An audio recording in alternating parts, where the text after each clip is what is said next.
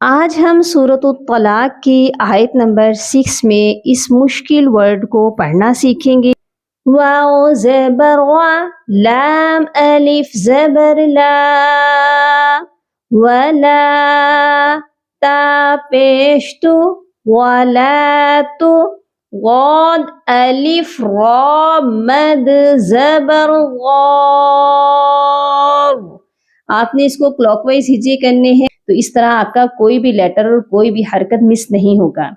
غاد کو ہی لمبا کرنا ہے الف کے ساتھ، اور پھر بعد میں ہم نے اس کو را مشدد کے ساتھ جوائن کر دینا ہے۔ مشدد حرف سختی سے پڑھا جاتا ہے اور 2 بار پڑھا جاتا ہے۔ آپ نے یہ دونوں رولز مشدد حرف کو پڑھتے وقت یاد رکھنے ہیں۔